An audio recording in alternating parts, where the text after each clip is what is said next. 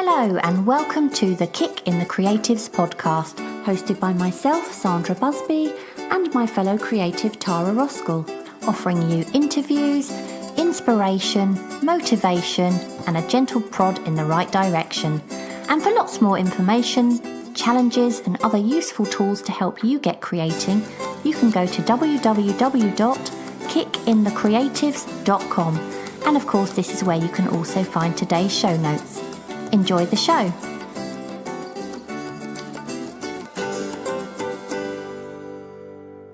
Stewart Hil is an ex-army officer who in 2009 suffered a traumatic brain injury during a second tour in Afghanistan. Along with perforated eardrums, a loss of his sense of smell and taste, Stewart's ability to process and organise information were also affected. Since then, Stewart has found a new purpose in art, initially using it as a way to help him focus. He is now a professional award-winning artist, and he's also an inspirational speaker. We were so delighted to have him on the show, and it seems actually that Stewart was pretty excited to talk to us as well, because as you will hear every now and then, he was jigging around a lot on his squeaky chair, so there is a little bit of noise interference. But anyway, we couldn't wait to hear more, and trust me, this is such an inspiring interview. So hi Stuart, would you mind telling us a little bit about your life before you became an artist? Okay, I could start with where I was born, but I won't. I don't know. It's one of those questions. I suppose the main thing is I was in the army. I was an army officer. I joined the army in 1994. My local infantry regiment, which was a Royal Regiment of Wales. I sort of grew up from the age of 12 in Wales, in Pembrokeshire, and then joined as an officer into the Royal Regiment of Wales, the RRW, whose antecedents were seen in the film Zulu, and had a sort of fairly, I suppose, standard career path for an officer, for an infantry officer. And so I had been in the army for 16 years, had done operational tours to Bosnia, to Northern Ireland, to Kosovo. And it was in 2009 when I was on my second operational tour in Afghanistan that I got severely injured. And then that, although I didn't know it at the time, was the end of my army career. But at that time, obviously, when you joined the army, you weren't at all, you had nothing to do with art. You hadn't really done any art, had you? I had at school, and I enjoyed it at school, and I enjoyed acting at school. But this is at the sort of probably from the ages of 6 to 10 or 11, and then when I went to secondary school, sort of taken over by the education system. And I don't mean that in a bad way, but there's more of a direction given towards the traditional subjects, and sort of art slowly took a back burner. My last time I did any art in school was for O-level art, and so even then, that was my favourite subject. But I also enjoyed sort of maths and economics and history a lot. But they didn't have in my school. They didn't have A-level art as a subject. I lie. They did. It was the history of art, A-level history, and I wasn't interested in the history of art. I just wanted to paint and draw, and so I didn't do that as an A-level. And that was the last time. So that was in 1986 was the last time I had painted or did any drawing. Because once I joined, the army, or once I went to Poly initially and then joined the army, I hadn't even considered doing art again. It never crossed my mind. A bit of acting did. I was in a couple of army. I don't mean army pantomimes, but I was in a pantomime when I was at the Army Staff College in 2003. Yeah, I got into quite a bit of trouble because it was a 2-year course in Camberley. It was a sort of for Army, Navy, and RAF, and for this was for officers with, in theory, high potential. And there's a 2-year course, and we played rugby there, and there's a bunch of sort of 30-year-olds, 31, 32-year-olds, all enthusiastic and fit. And I miraculously got awarded the best rugby player of the year or whatever it was. Oh, wow. In the first year. And then the second year, I decided actually I wanted to be in the staff college pantomime. But that conflicted with the rugby. So I didn't, so I got so much abuse from all the rugby players. Like, oh, I can't believe you're doing pantomime. Why do you want to do pantomime and not play rugby? So I think even though I didn't do any specific painting or drawing, I think I've always perhaps had that artistic side inside me. Or always, it's not anathema to me. It's not something I'm against, and I think I've always opened myself up to it if there was an opportunity. But to be honest, in the military, there aren't that many occasions that you would come across not necessarily an opportunity, but a reason to do it outside of your own reason.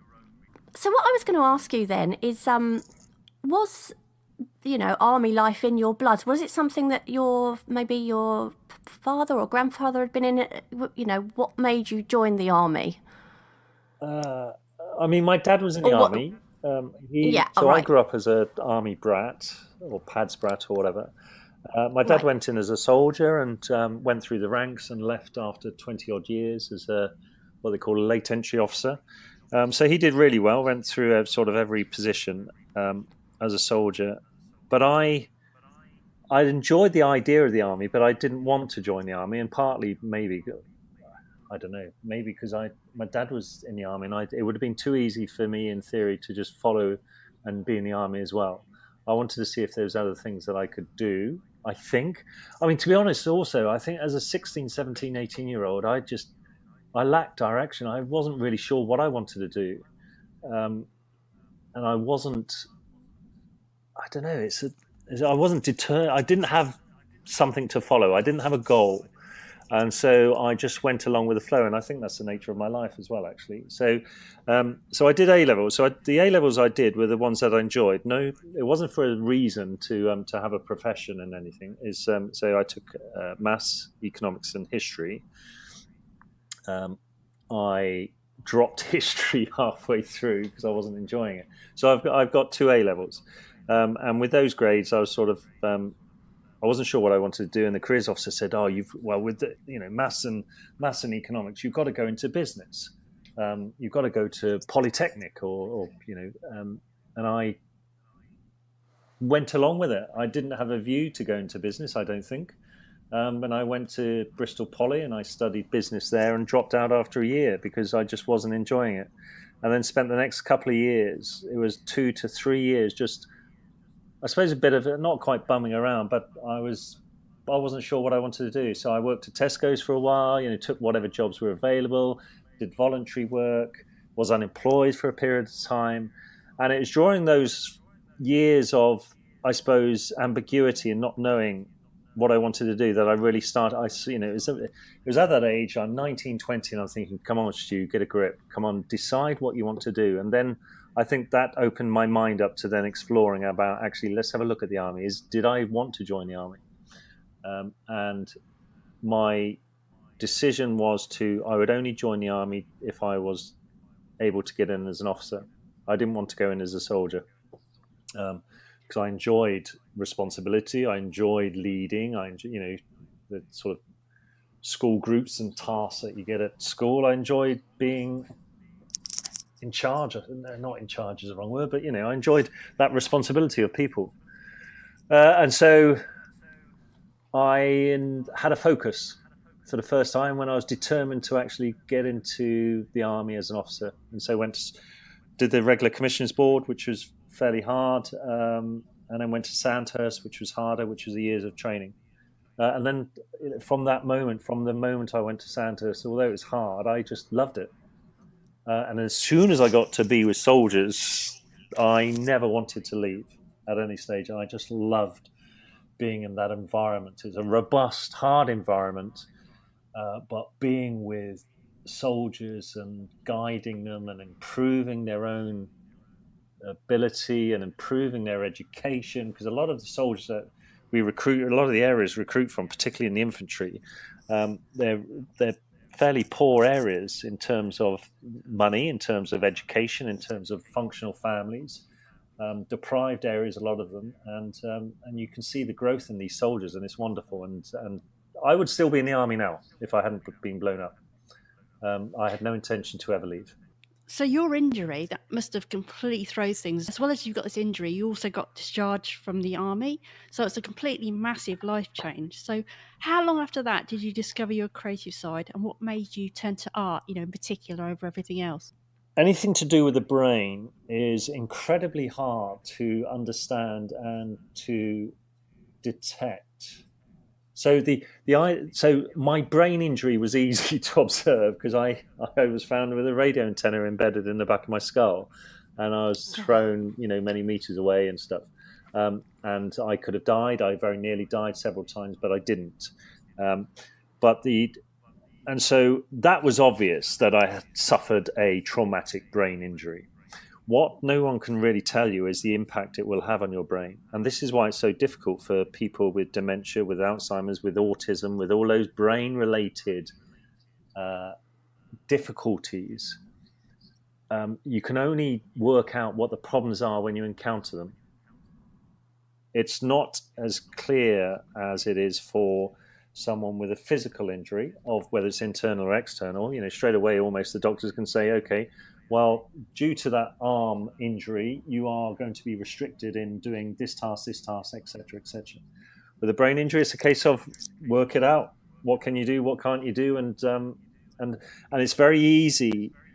And it was, for me, very easy to discount my problems because I'd just been blown up. And surely anyone would be tired and confused and not able to think and not make decisions. And so I believed that I would get much better. I believed I would get better. I believed I was fine. Let me go out and do some runs and do some press ups, give me a bit of space at home, relax, and then my brain would recover and I would get better, and then I could carry on being in the army. But it didn't turn out that way because I continue to have problems with decision making, with planning, with organizing things, with apathy, with motivation, with I suppose decision making. Decision making is just so hard and still is, but I've improved a lot.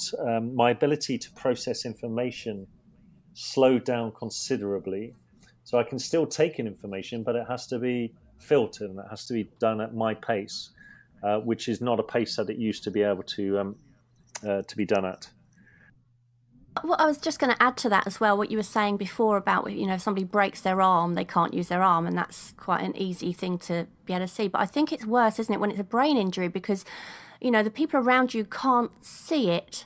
It's like a lot of people who suffer from depression, people don't understand it because they haven't got a plaster on their head, they haven't got anything physical there that tells them there's something wrong. Yeah. So I think that must make it far more difficult for the person who has had that injury, because nobody necessarily understands it, because there isn't this, this thing that shows them what it is. Do you know what I mean? Yes, and Headley Court, not Headley Court, Headway, which is a brain trust, brain charity. It says there that they're the walking wounded, and then there's wounded walking. So it refers to those with brain injuries as wounded walking, as in they're wounded, but they're walking fine. So everyone assumes that they're fine. And this is a problem. I can understand why. People, the way we were, the way we are, people refer to visual stimuli or whatever it is, so we react to things that we can see and react to things that we can acknowledge quite easily. And a lot of times we don't necessarily want to make the effort into finding out what could be a problem internally. But I want to specify, mine is a brain injury. I do not have PTSD. I do not have a mental illness or whatever it is, whatever word. This is a physical injury to my brain, in the same way that dementia or Alzheimer's or ADHD or autism, it's a physical difference in the brain. But the problem with that is you can't have a prosthetic to help you with that. It's one of those things. But there are ways you can deal with it. But but talking, you mentioned about depression. So, but the impact it had on my mind, the impact it had on my life in terms of that was the end of my army career. Although it took a long time for me to realise that, it took probably about 18 months to work that out. That led to mental difficulties. That led to depression. That led to just psychologically very, very damaging. Combined then with a brain injury, I wasn't. It wasn't a particularly good period in my life. But the psychological part that has improved immensely, and that has all come about primarily through art. So how long was it until you sort of found art and started doing that? And why was it art rather than something else? Okay, so 2009. In July 2009. I'm blown up. I go to hospital. I go to Headley Court, which is a rehabilitation centre for military personnel. I go home on sick leave for a bit. I go back to Headley Court, and it was in 2010 that I was back in Headley Court. And for some people there can spend, certainly with those with a lot of complex trauma, can spend some time there. So there are other activities that they put on. It's not just a sort of physical and cognitive rehabilitation. So you're introduced to other activities. They had carpentry there, which I wasn't interested in. They had golf, which I was interested in. I started taking up golf and other things like basketball or whatever it was, but I wasn't necessarily interested in those. I was discharged from Headley Court in October 2010, and then coincidentally at the same time, there was an offer to go on a holiday to Mallorca with my wife, so myself and three other injured veterans, or injured service personnel and their partners. So the 8 of us went across to Mallorca with this couple called Sheila and David. They had a villa out in Mallorca, and David was an artist, and he used to do painting holidays, and so he was a tutor out there. And they would do this in the summer, and they just wanted to do something for injured veterans. So they got in touch with the army, and it filtered down to us eventually. And it said, "Okay, do you want to go on a free holiday?" And essentially, if we could get out to Mallorca, they would then host everything, which they did. So they provided the transport, food, accommodation at the villa, just hosted us really, really well. Got an expat community involved. And we were really, really well looked after. It was a couple of days into it, and David, we could see he had an open barn next to the swimming pool, which is his sort of painting studio. And he would be in there each day. And he never said to us, "Look, do you want to do some painting while you're here?" It wasn't. It was a case of, look, drink beer, swim, and just enjoy life. But all of us were intrigued by his standard and his ability to paint and draw, and a lot of pastel drawings. But also, he really enjoyed military history, particularly about the Napoleonic Wars. And so one day he invited us in. He said, "Look, would you be happy if I give you a pastel drawing, do a demonstration, and I'll talk you through what I'm going to be drawing?" And so we all sat there, and he had this canvas there, and he started to put a pastel color onto the canvas, and it's like, what's that? Ooh, is that a horse? Yeah. Ooh, it could be a horse. And there's a soldier sitting on the horse, and there's a track, and there's a copse of trees, and there's a cannon, and there's explosions, and he's describing this scene, this Napoleonic battle as well, and we're just mesmerized, and we're just it was fantastic. It only took him about 40 minutes to do this brilliant pastel drawing of this battle in France. And afterwards, because I was just mesmerized, and I was at a really low point, and I was just wanting something to improve my mind and some way to escape the sort of demons that I had brought into my own life. And so I asked David if I could borrow a pencil and a sheet of paper, or a pad of paper, notepad or whatever, to do a bit of drawing.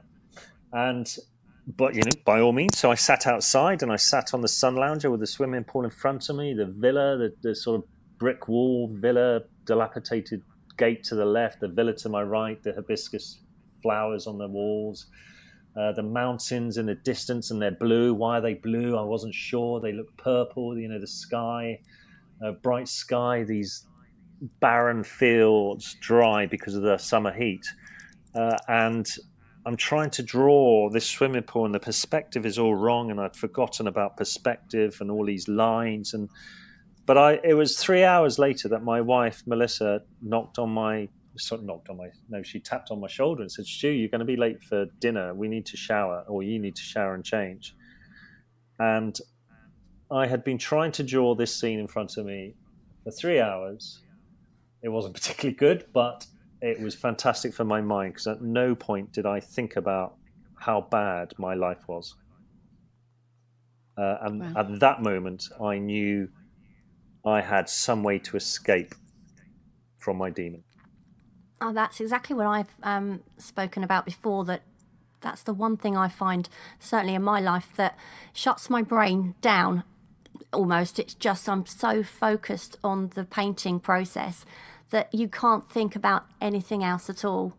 You can't. If you want to draw, I don't know, that cup in front of you or whatever it is, and make it look like a cup, or paint it, you've got to focus on trying to make it look like a cup, not think about other things, because you can't.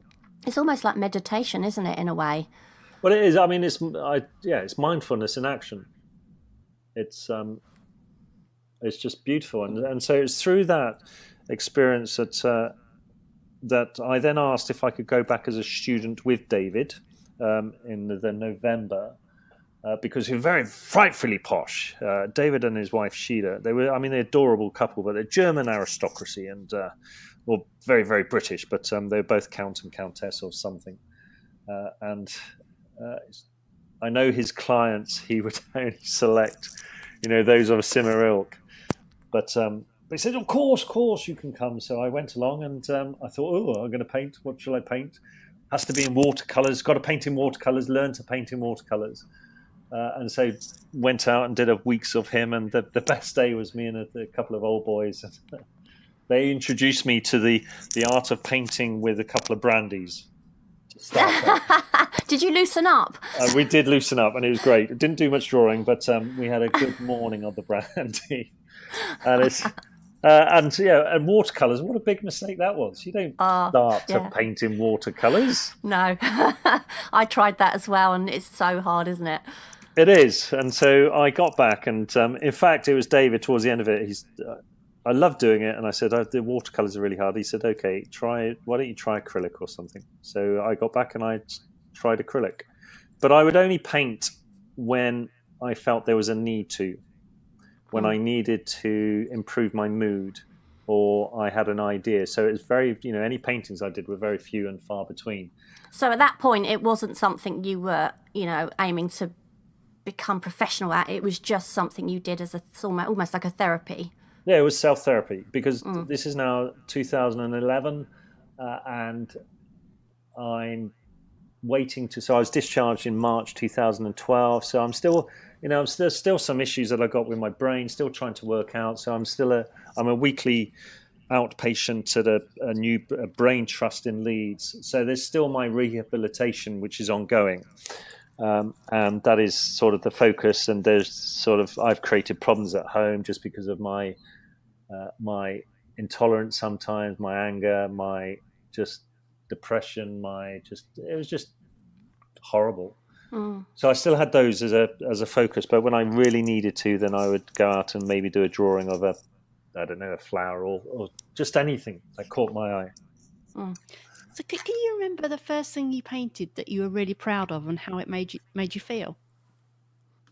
I probably a painting, my first ever portrait, which was in acrylic, and it was of a soldier of mine, Gavin Elliott, who was killed in 2009. He was killed after I was after I had to leave the tour. So I left in July. I had to leave in July 2009, but my company was still out there until October. And Gavin Elliott, private soldier, was killed in the September. And I went to his funeral, got to know his family, and then after a couple of years or a year or so, I and I was a bit better at painting. Got on well with Jane, his mum, and wanted to capture Gavin's memory somehow, and so did a portrait of him, which I gave to his mum. And it was a proud moment. I look back at the painting, and actually it was quite a poor painting. But at the time, I mean, it did look like him, but Yeah. it's a very, he looks, Gavin is a very, in the painting, he looked very, very pale because I didn't know how to achieve a skin color. But it wasn't the painting. It's just the whole idea of it, of doing the painting, of seeing the joy and benefit it gave to Jane, and just the joy it gave all of us, and just so much satisfaction. And I remember taking it to Jane, and with great nervousness, or a lot of nervousness, and worried about how she'd react. And I showed it to her, and she said, "Oh, that's what she," crying, and said, She said afterwards, "I'm so glad it looks like him." And then she went upstairs and came down with a pencil drawing of Gavin, which didn't look anything like him, and said, "Oh, someone gave me this." And I don't have the heart to I don't want to show it. I only bring it out when she comes round.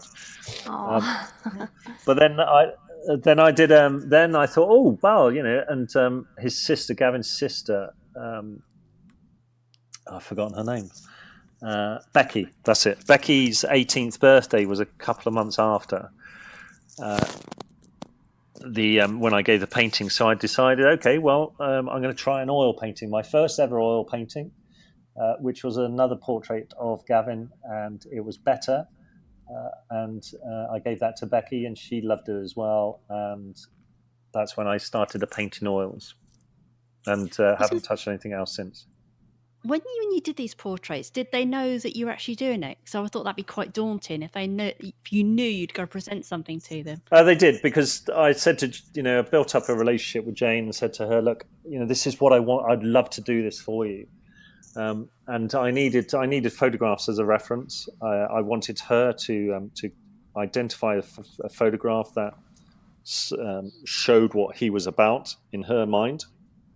And we discussed whether it would be in a civilian context or a military, and she wanted military.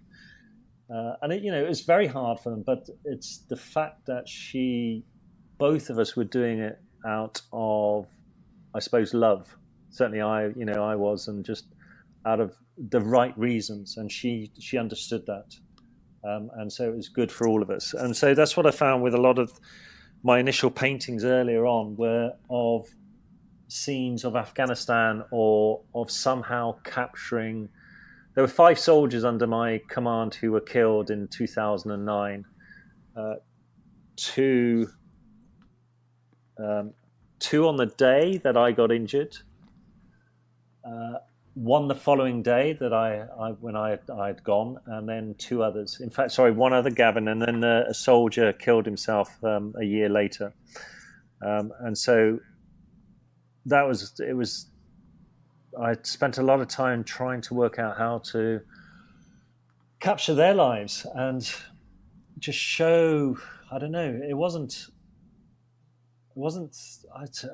therapy for. It was just important, really important to me, because I had left then out in Afghanistan. I hadn't wanted to leave them, but I was forced to leave them, and I'd never really had a chance to say goodbye to them. Although I have, sort of formally, but it wasn't supposed to be like that.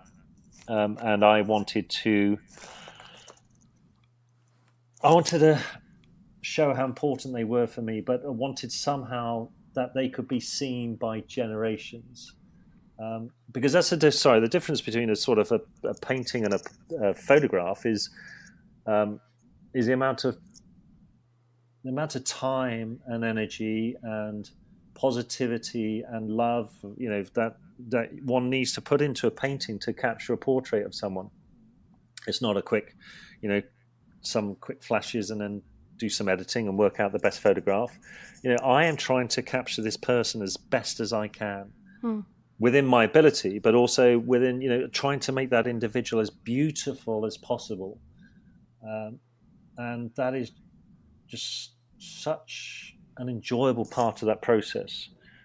you mentioned obviously the first portrait you did, and now you look back and you think, oh, it wasn't very good, and the next one you did was much better. A bit better, yeah.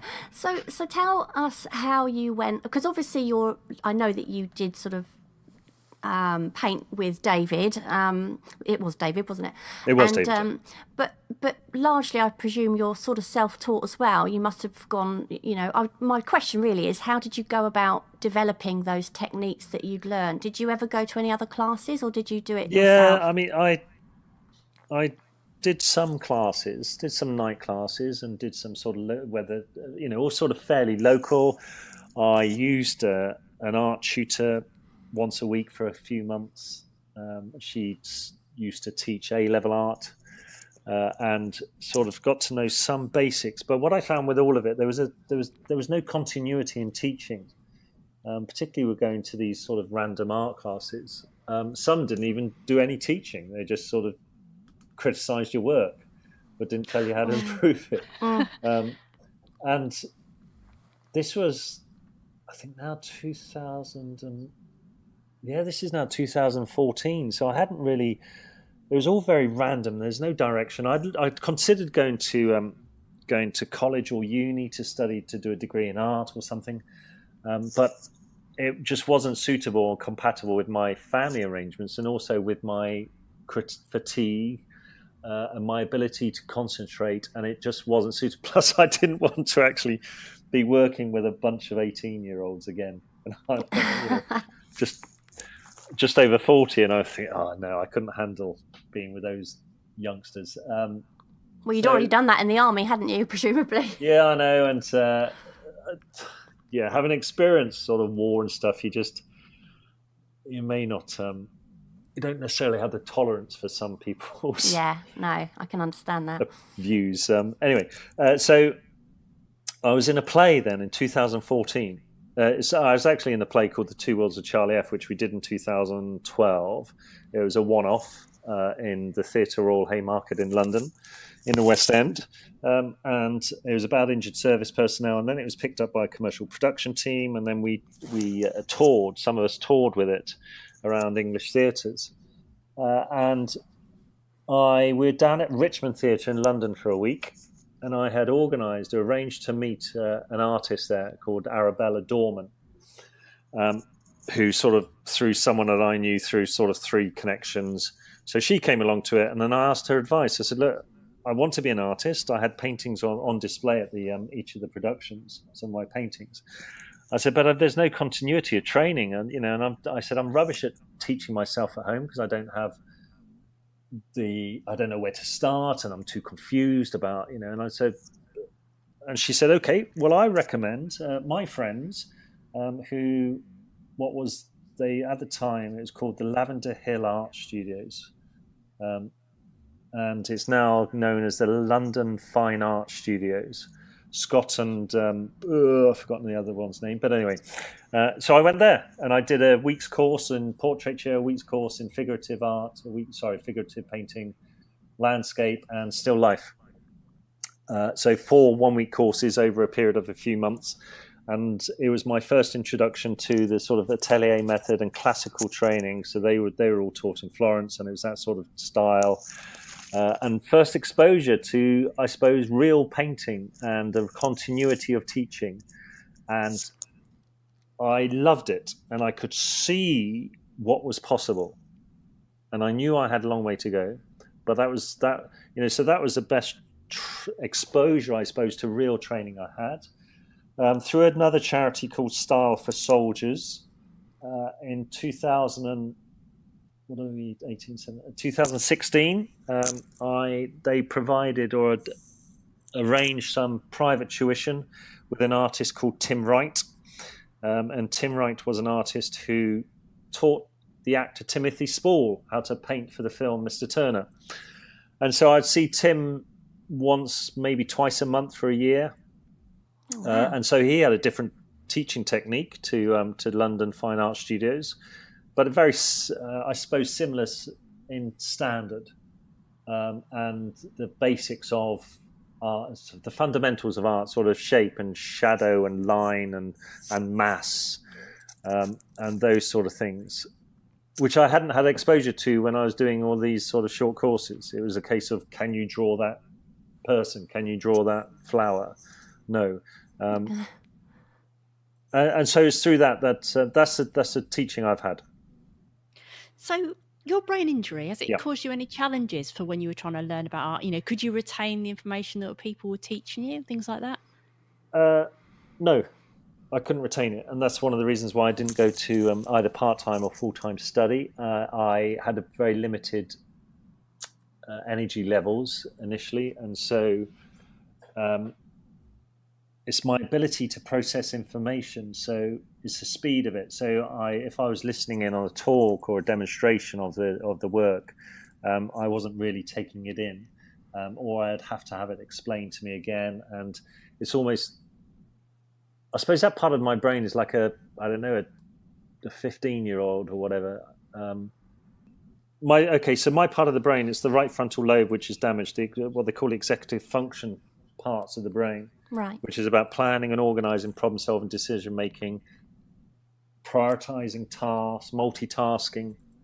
And of course, problem solving is a huge part of painting, isn't it? Well, it is, and all of that is. We need those skills for everything and anything we do, whether it's just going to make a cup of tea or just getting out of bed or running a government. All of those skills are required at different levels. And it was because of my difficulties in that I couldn't hold down sort of conventional employment. And I found the painting, the process of when I was actually painting, I found that bit enjoyable and not taxing. But actually to get it all set up, to study, to work out what I wanted to do or work out techniques, that I found it very problematic, as anyone would anyway. But it's magnified with my sort of difficulties and impairments. Clearly, you have got past that because you are a very, very talented painter. So, Thank you. Obviously, I'm not sure I'd agree with that. Well, you absolutely are. That's I've written it down here. That's one of the challenges. Is so my brain is a challenge. Continuity of teaching it was a challenge, but it's a confidence thing. It's and whether I'll ever get over that. I don't think you will, because I don't think I've met an artist yet who gets past that. And actually, I'm not sure it's a good thing if you do, because, you know, as soon as you become really confident in what you do, I think you stop improving because you're not striving to be better. But it's also, I know, but it's also, sorry, it's it's not just my confidence comes afterwards. Sorry, my confidence is coming during the process of painting something. And I look at it and I think, Jesus, rubbish. Oh no, what is that? That doesn't look like anything. And at the moment, because I'm not technically able to and experienced enough, I don't know how to change a mistake or amend or improve something necessarily. So it's through sort of graft and through making mistakes that I learn how to improve something. So if I can identify a problem now. Before I couldn't even identify the problems, but let's say I can identify a problem, I can't necessarily straight away fix it. Because I'm not quite sure or experienced enough to be able to do that. So the challenge is, the brain challenge will always be there, but also actually it's my ability to work, to plan, to organize has improved because of painting, because of doing these activities, because actually to paint anything, I need to organize myself. I need to buy or make a canvas. I need to buy books. I need to go to the shop. I need to purchase things. I need to get paint in front of me. I need to work out what I want to use and how I'm going to do it. And so all of that has been rehabilitation for me, but in an environment that I'm happy to be in. It's funny you should say this, because we have obviously we have a group of people, quite a large group of people on a Facebook group who are getting into their creative work later on in their life, and a couple of them at least have had either a stroke or dementia. And one in particular with dementia, she said she was talking about what are the rules, and we sort of said, well, there are no rules You just got to have fun with it and create more than you normally would. And I think her answer was, no, I'm grateful for the rules. I need those rules. They help me with my dementia. So it's interesting, isn't it? And I do agree that painting and all kind of creative work is actually very good for the brain. And it, obviously some people struggle more than others, but it is certainly possible for everybody to develop their techniques and develop their knowledge over time. But I know that you're creative in other ways as well, because you've mentioned that you do theatre work, and I've heard one of your poems actually on one of your videos, which I thought was an amazing poem. And you sing, is that right? And I tried to sing with Gareth Malone on TV at the Invictus Games. So I learnt to sing the notes that were required for the few songs that we did.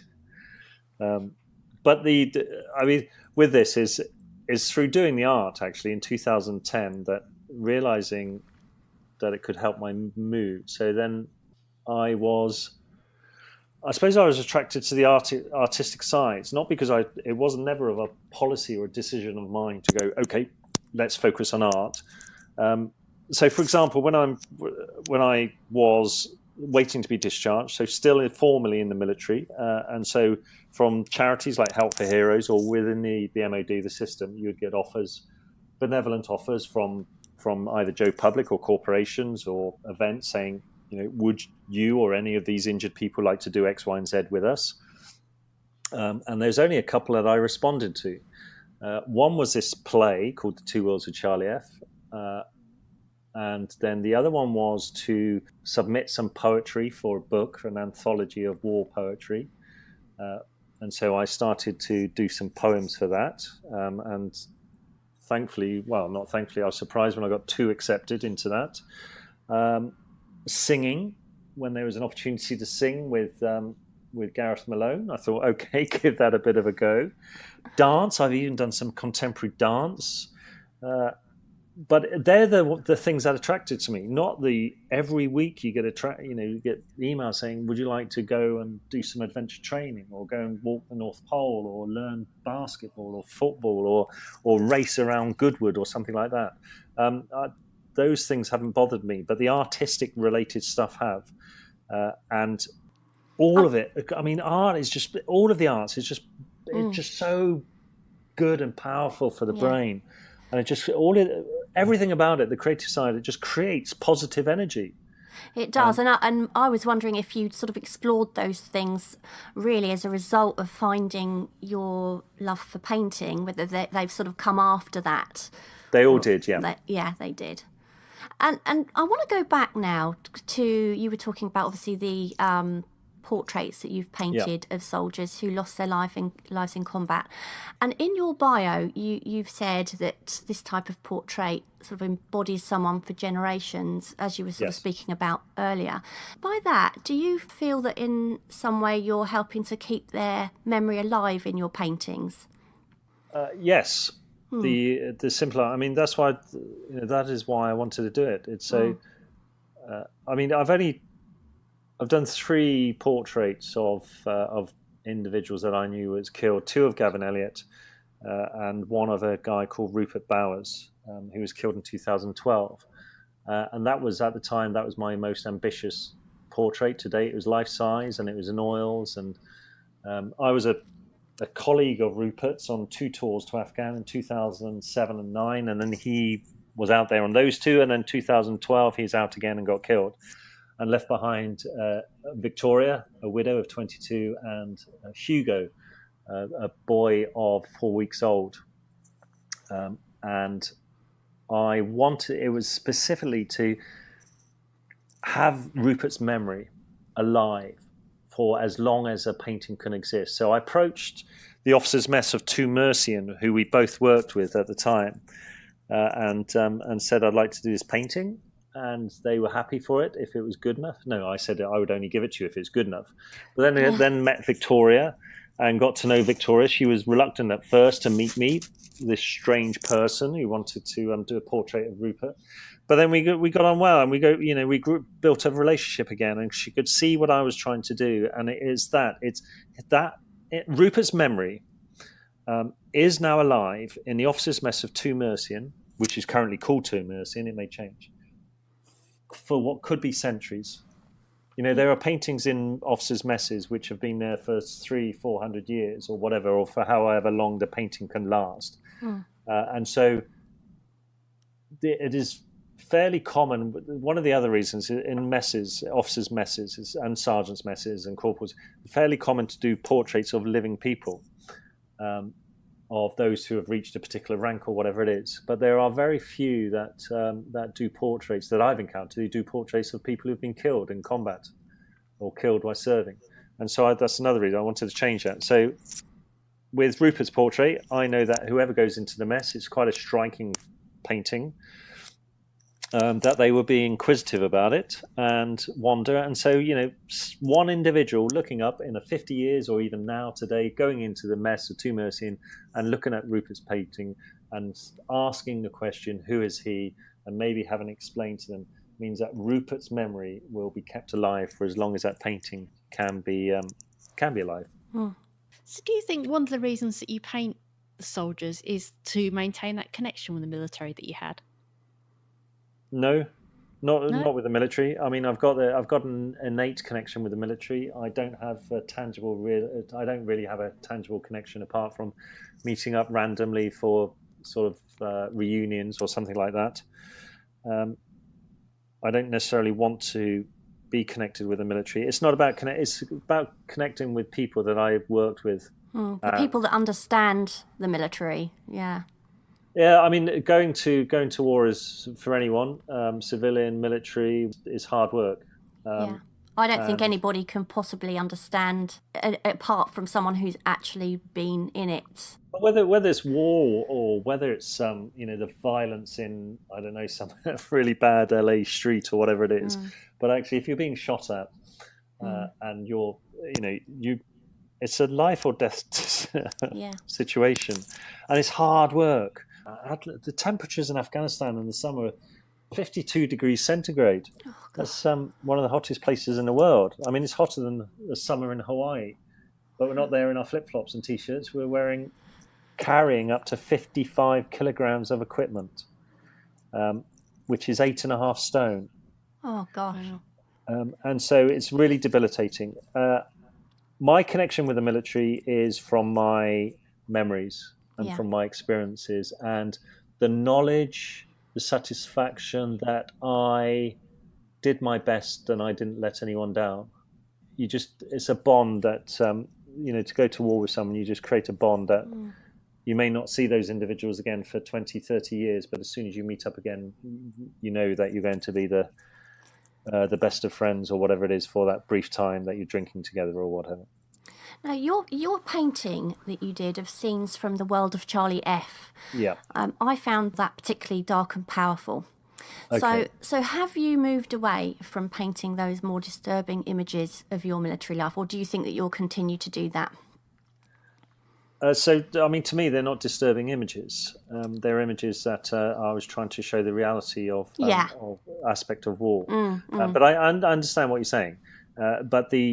Do I think I'll continue? It's not one of those, am I going to continue or not? It's a case of, do I want to do a painting which captures a moment or a memory or something that inspires me? So to begin with, it was a case of specifically painting military-related, Afghan-related experiences.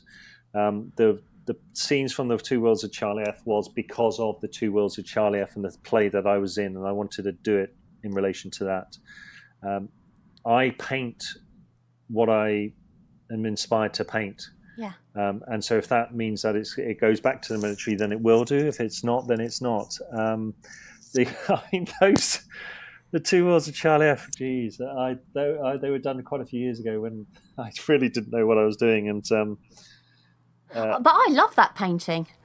I know, and so thank you. But I don't want to.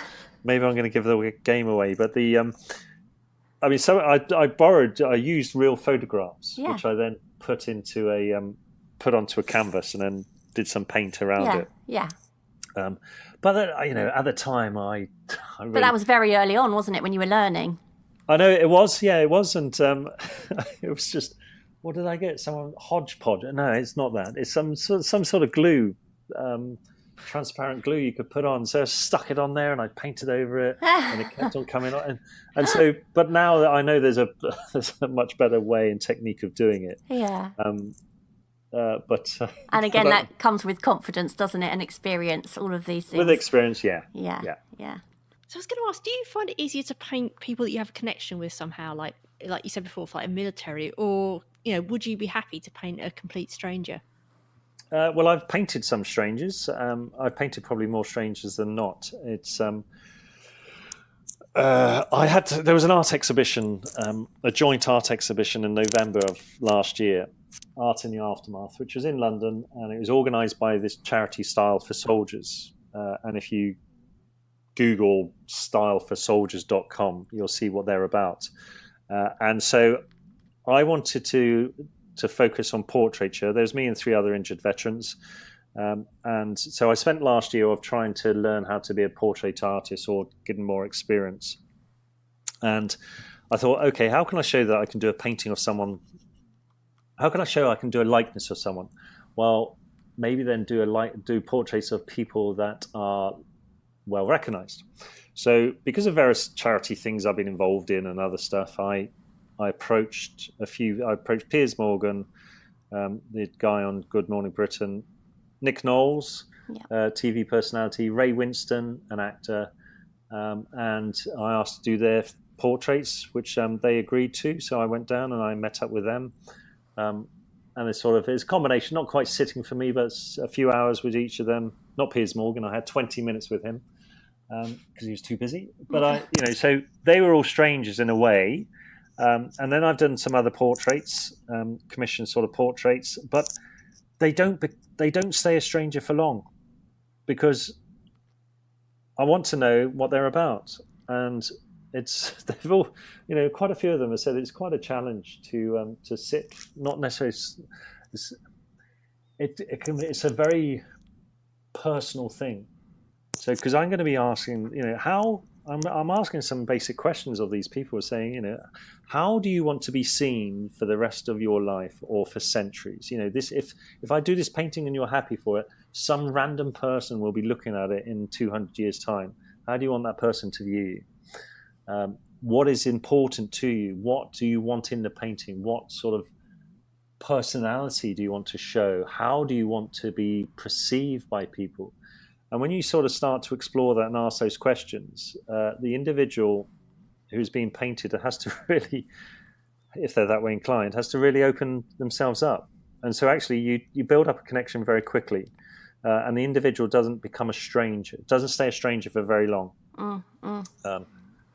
And then the greatest challenge is actually to paint them and to get a painting that they're then happy with.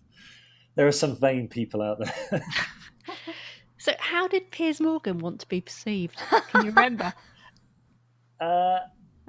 Actually, I've known him for a few years, not well at all, but his brother Jeremy is in the army, and we were colleagues together, and he's still in the army, Jeremy, but we're friends, and so have met Piers through him in the past. But Piers had a very, very, very busy diary.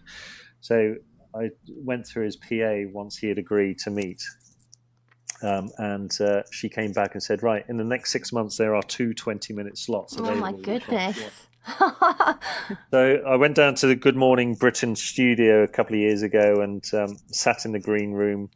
And he came off air at 8:30, straight into me. We had, in fact, 30 minutes together. Spent the first 20 minutes gassing and talking about the good old days or whatever, and talking about Jeremy, and then realised I only had about 10 minutes to go before we had to leave. I had a camera, a new camera. I didn't really know how to do lighting or anything like that, so I took some very quick photographs. How he wanted to be perceived, it wasn't about how he wanted to be perceived. I suppose it was for him, it's a case of getting a natural look. How he would stand naturally, what was his sort of the colour of the tie that he wanted, and it was red for him.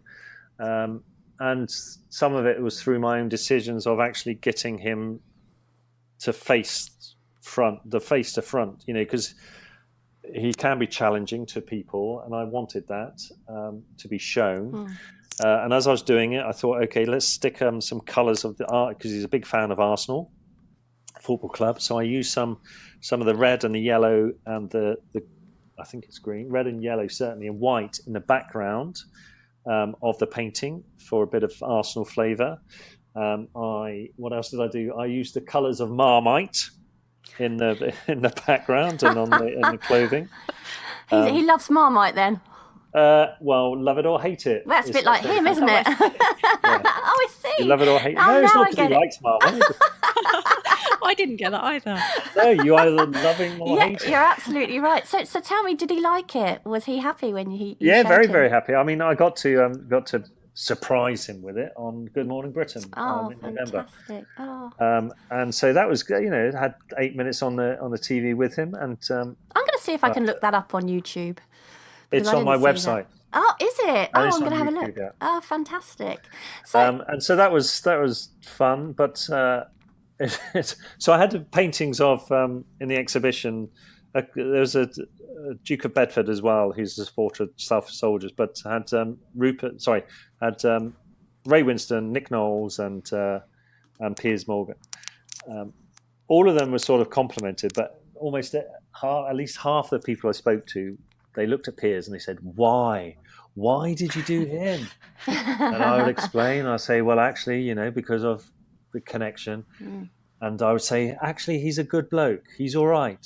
And they would then go, "Oh, I'm so glad you told me that. Oh, I feel better about him now." So since becoming a professional artist, I know that you've raised an awful lot of money for various charities. I think it's something like £90,000, isn't it? Can you tell us a bit about that?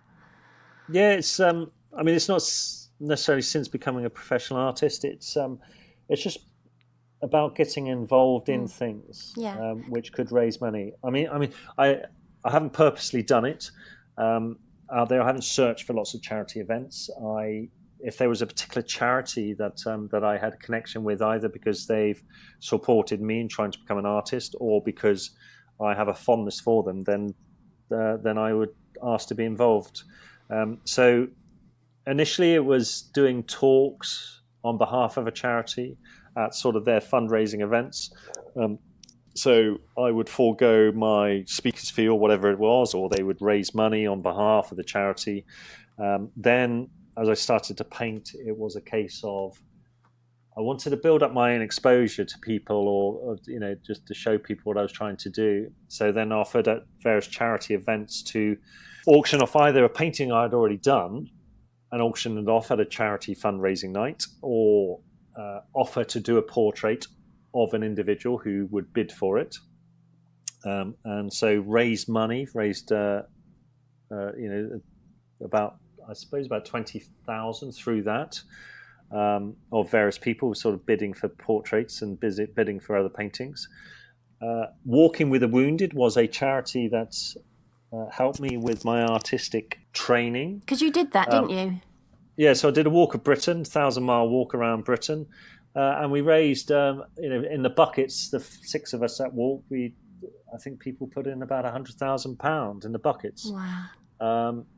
The Art in the Aftermath, this exhibition that we had in London in November, under Staff Soldiers, through people coming in, through the individuals who knew about the charity, £40,000 was donated over a couple of weeks. Wow. So it's, apart from the Walking with the Wounded, it's never really me going, right, I'm going to do a charity event and go out and do a big walk or climb Everest and raise money. It's me saying to various charities, this is what I can do. This is what I'm offering. Is there a way that this can actually help or support your charity?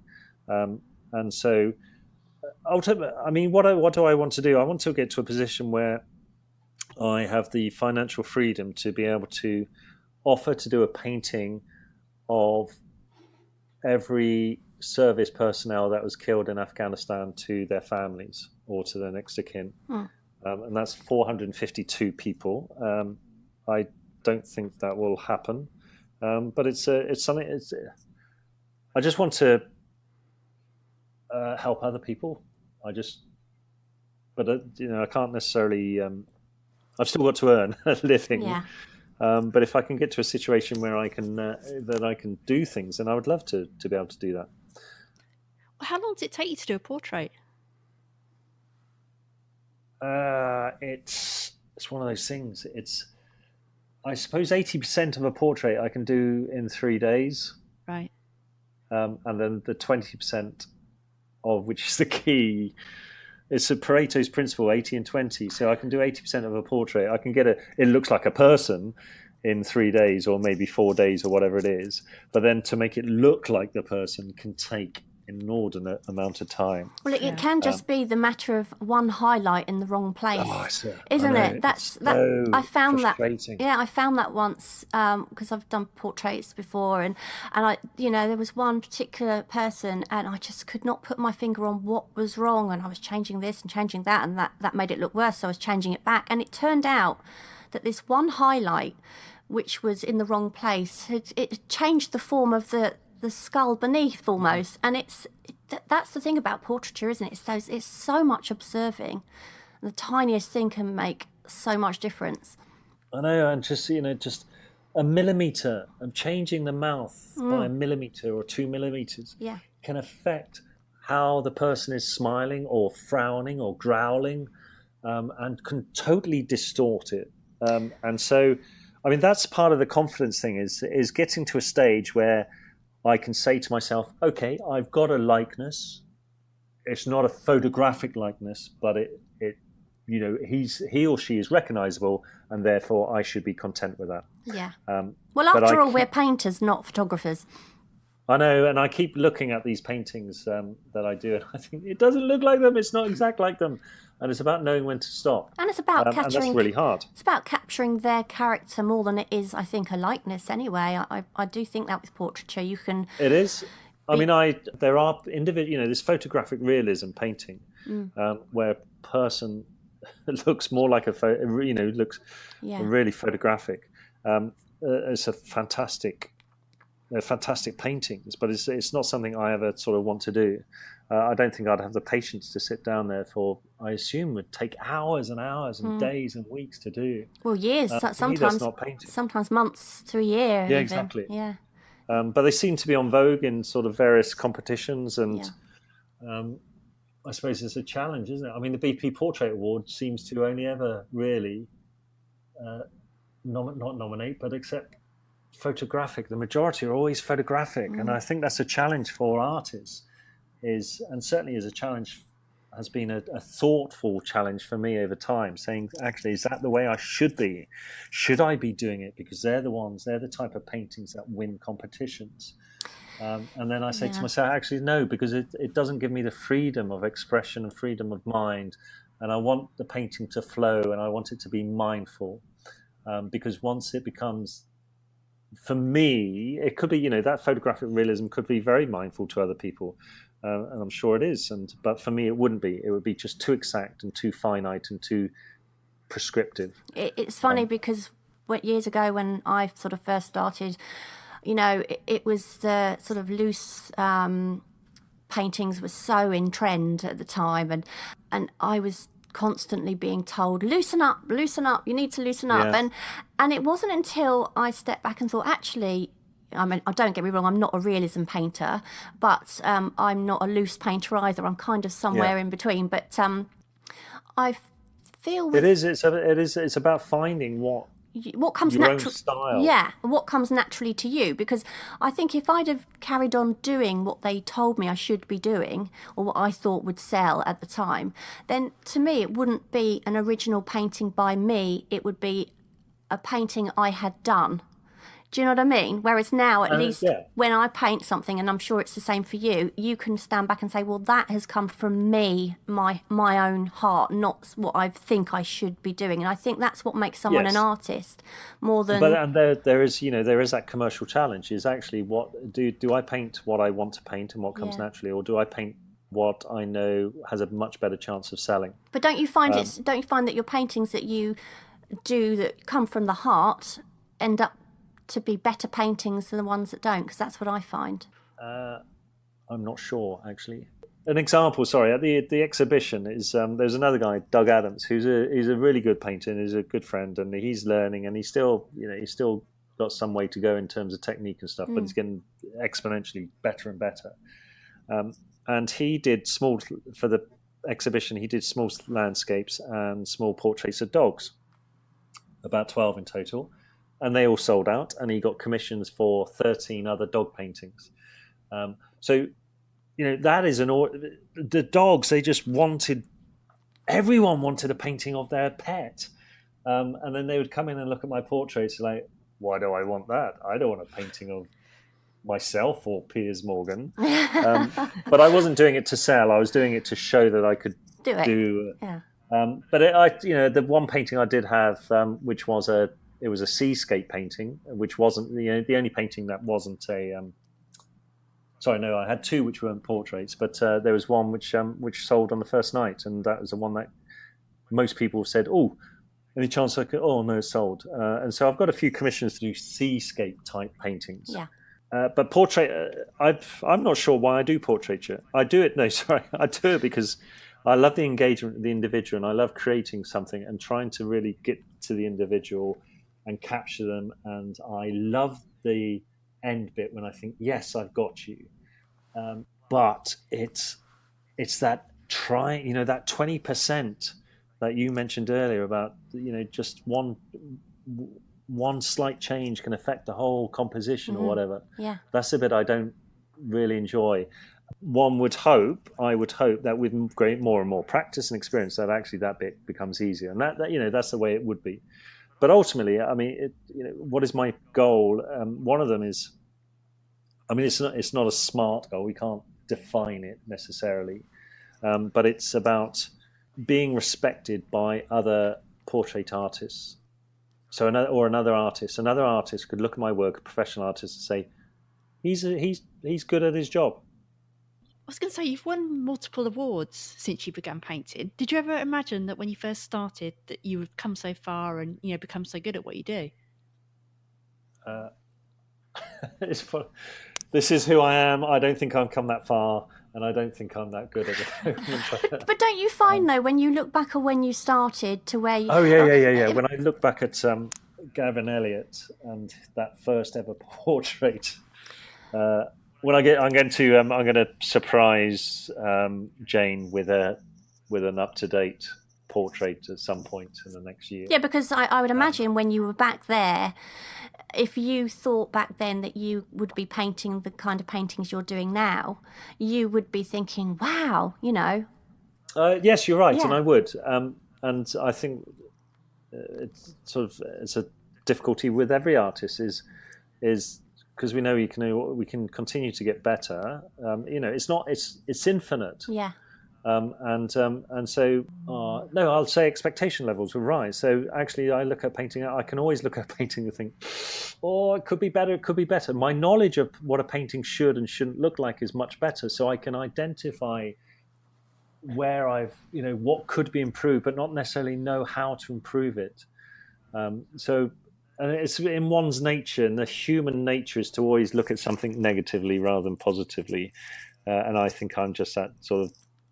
We are always very self-critical, I think, aren't we? Critical artist, yeah. But I was pleased with each. Don't get me wrong. At the time when I won those awards or whatever those prizes, I've been absolutely delighted, Yeah. And surprised. But just wow, this is fantastic. I think I'm self-deprecating, but I always feel as if should I have won that?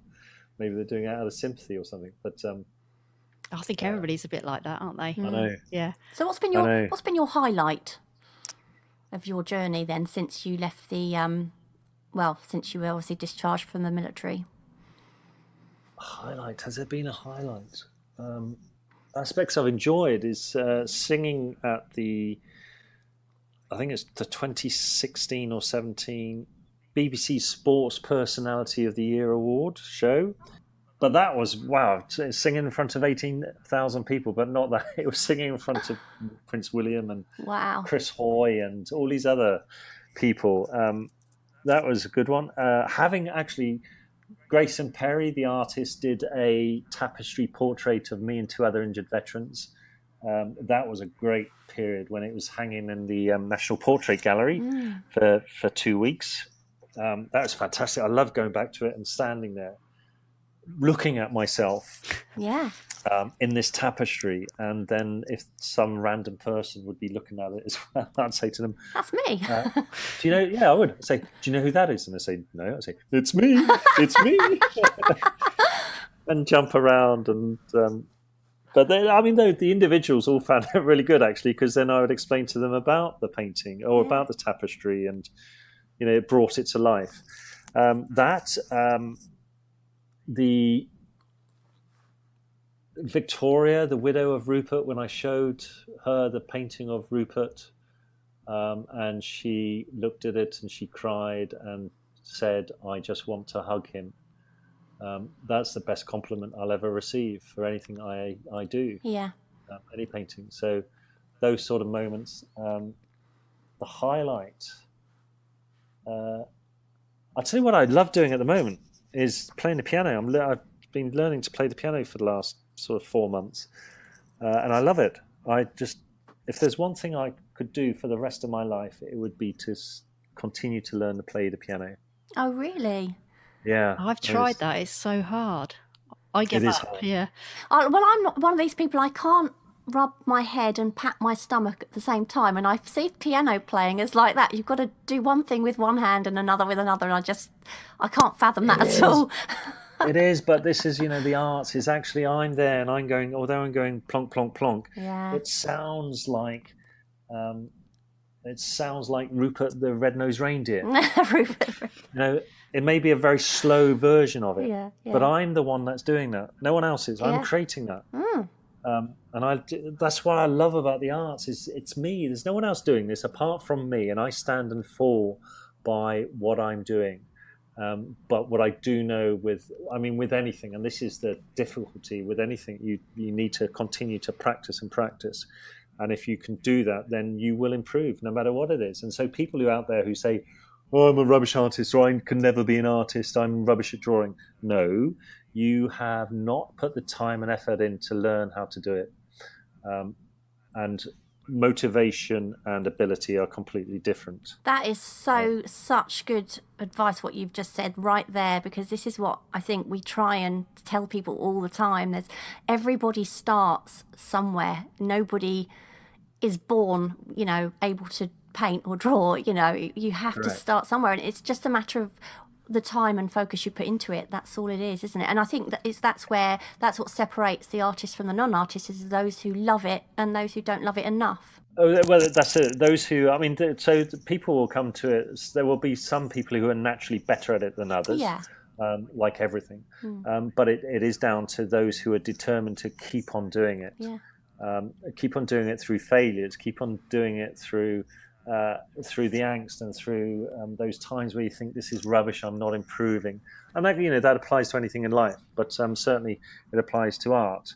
But boy, if you keep persevering, you can produce some great stuff. And you clearly love your life now. You're having a wonderful time, and that's really evident. And I suppose back in 2009, there would have been a time when you would never have believed that you now, in 2019 now, would be feeling the way you do, and so happy and content as you are. When you're looking at other people that are going through similar traumas, or maybe not similar traumas, but a trauma of, whatever type, that life can change, and it's just a matter of what you do. It's hard.